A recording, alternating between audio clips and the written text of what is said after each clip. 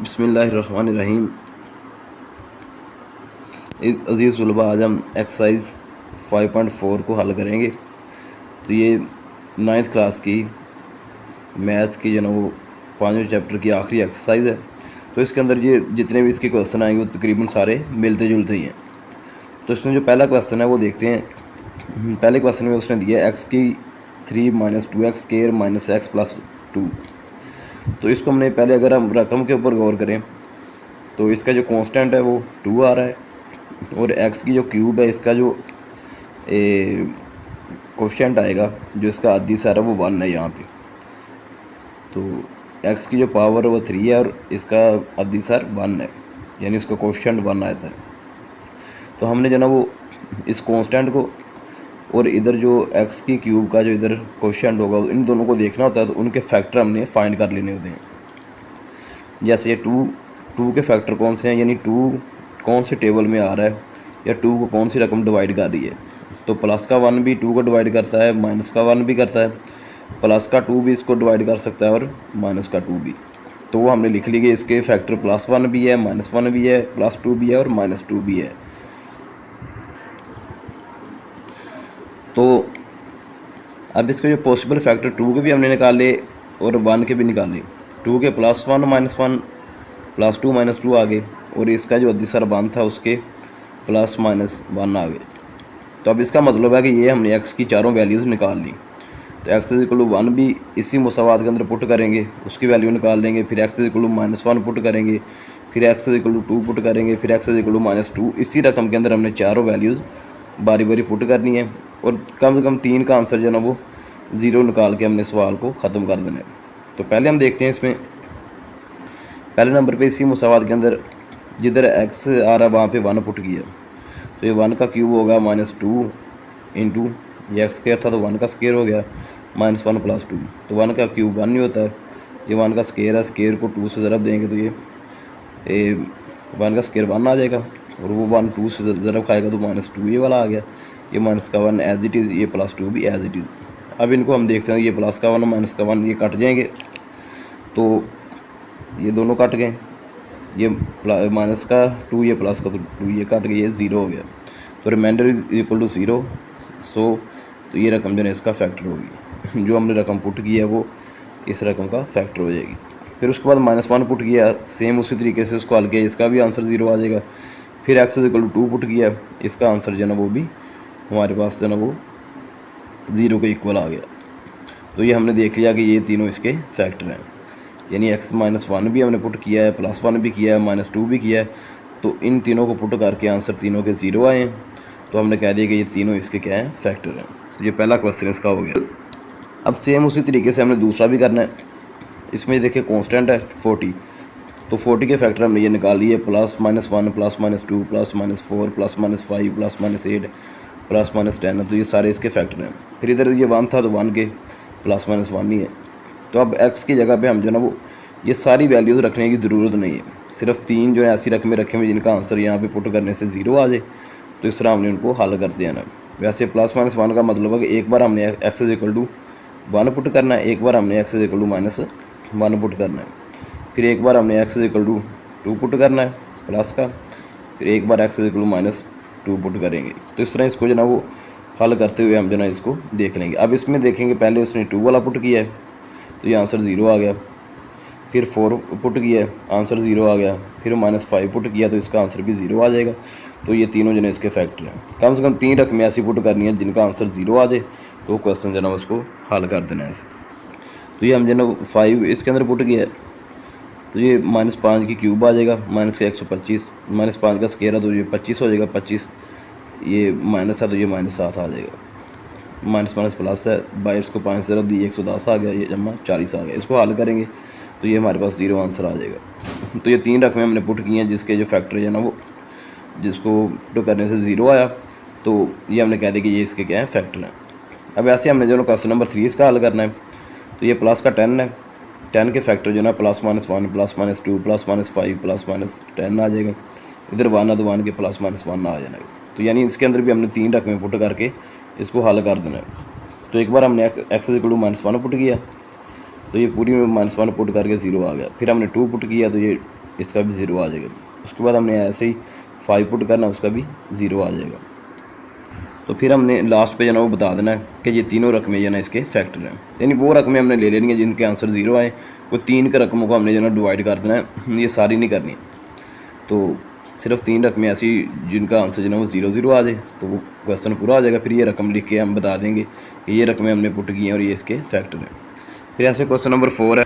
तो question number 4 के अंदर भी ये 8 है, 8 के हमने फैक्टर ले लिए और 1 के जो ना वो इधर प्लस माइनस 1 ही है, वो इसमें भी आ रहे हैं। तो ये जो ना फैक्टर इसके अंदर लगा देंगे। पहले x इक्वल टू 1 पुट किया, इसका आंसर 0 आ जाएगा। फिर 2 पुट करेंगे, इसका आंसर भी हमारे पास ये 0 आ गया। तो ये पहले हमने जो ना किए हुए हैं, इसलिए अब इसको वाइंड अप करते हैं। फिर उसके बाद जो थर्ड है तो उसको हम पुट करेंगे, तो उसका आंसर भी जो ना वो, तो ये फोर्थ हमने जो ना इसमें ये थर्ड रकम x इक्वल -4 पुट किया। तो ये इसको हल करके हमारे पास इसका भी आंसर 0 आ जाएगा। तो इसको हमने रख लिया कि x -1 पुट किया, 0 आंसर है। ये भी इसका फैक्टर है, दूसरे का भी 0 है, ये भी इसका फैक्टर है, तीसरे का भी 0 है, ये भी इसका फैक्टर है। तो इस तरह इसको हल कर लेंगे। उसके बाद क्वेश्चन नंबर 5 है। तो इसके अंदर प्लस का 6 आ रहा है, तो इसके ये वाले फैक्टर आ जाएंगे।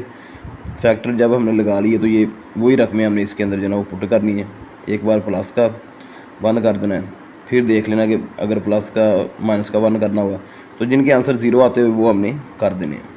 तो अब इसमें देखें 1 किया 0 आ जाएगा। फिर x इक्वल -2 किया, इसका आंसर भी हल करके 0 आ गया। फिर उसके बाद हम देखते हैं कि 3 किया तो इसका आंसर भी 0 आ जाएगा। फिर हमने ये रकम लिख के बता देना कि ये इसके फैक्टर आ रहे हैं।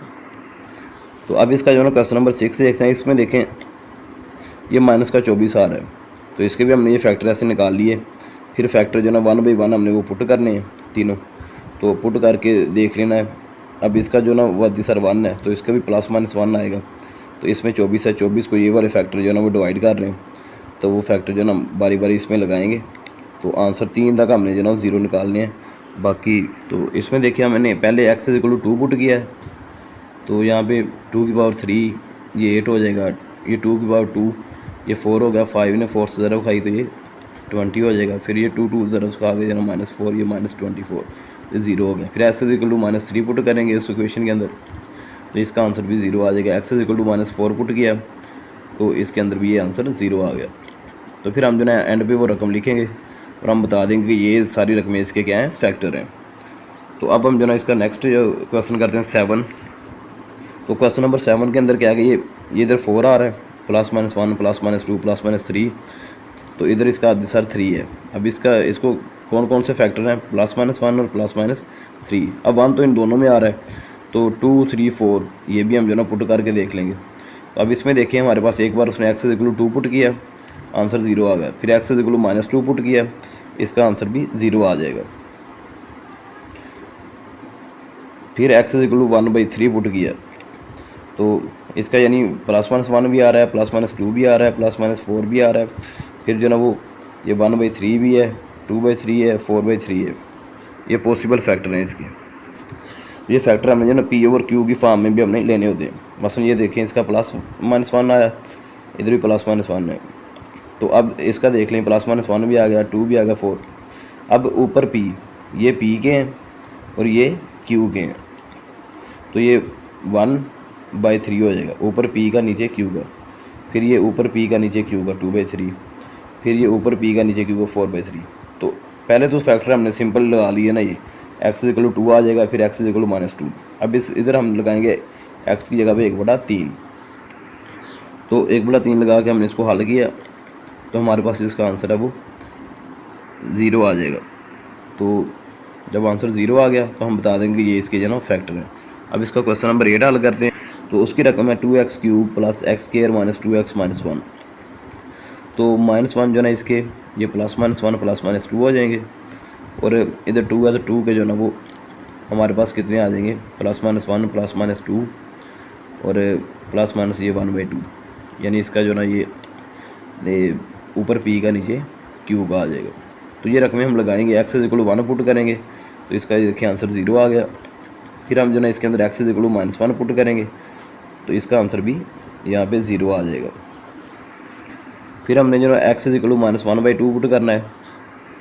जब x इक्वल टू -1/2 पुट किया तो ये 2 का 2 आ जाएगा, -1/2 है, तो इसका क्यूब है, ये 1 का भी क्यूब है, ये 2 का भी। 1 का क्यूब -1 ही हो जाएगा, 2 का क्यूब 8 आ जाएगा। फिर प्लस ये -1 का स्केयर है तो ये +1 हो जाएगा, 2 का स्केयर 4 हो जाएगा, माइनस ये प्लस हो जाएगा, 2 से कट गया, ये 1 आ गया, ये -1, ये -1 और 1 कट गए। अब यहाँ पे इनको काट देना है, तो ये -1/4 + 1/4 ये 0 के बराबर। तो ये हमने जो ना कीमत इसकी भी निकाल ली। तो अब जो ना वो हमने इधर लिख देना है कि ये इस रकम के ये तीनों फैक्टर हैं, x-1, x+1 और 2x + 1। 2x + 1 कैसे है कि जब हमने वैल्यू इसकी पुट की है ना x की जगह पे x = -1/2, तो वो कैसे निकली थी कि अगर 2x + 1 हो 0 के इक्वल, तो 2x = -1 और x = -1/2। तो इस तरह ये कीमत हमने निकाल के उसके अंदर ये पुट की थी। तो अगर -1/2 को दोबारा इस तरह लिखे तो ये इस फॉर्म में दोबारा हम लेके आ सकते हैं। इस फॉर्म में लिख लें या इस फॉर्म में लिख लें, जिसमें मर्ज़ी लिख लें। तो हमने ये 3 रकमें इसमें पुट की और तीनों के आंसर क्या आ गए, 0 आ गए। तो हमने बता देना कि ये इसके फैक्टर हैं। इस तरह ये हमारा चैप्टर नंबर 5 जो ना वो मुकम्मल हो गया। तो जो भी इसमें आपको मसला आ रहा हो वो कमेंट्स के अंदर पूछ लेना, इंशाल्लाह आपको आंसर दिया जाएगा उसका। और बाकी जो ना इसको ज़्यादा से ज़्यादा शेयर करना है और अपने जितने भी क्लास फेलोज़ हैं और जो 9th क्लास के स्टूडेंट हैं उनको ज़्यादा से ज़्यादा इसको शेयर करें और इंशाल्लाह काफ़ी ज़्यादा हेल्प मिलेगी। और बाकी जो भी इसमें खादमी हैं और उनके बारे में बताना है, ज़्यादा से ज़्यादा शेयर करें और दूसरों का भी फ़ायदा करें। तो इंशाल्लाह अगली वीडियो तक जो है ना वो अल्लाह हाफ़िज़, मिलते हैं बहुत जल्द।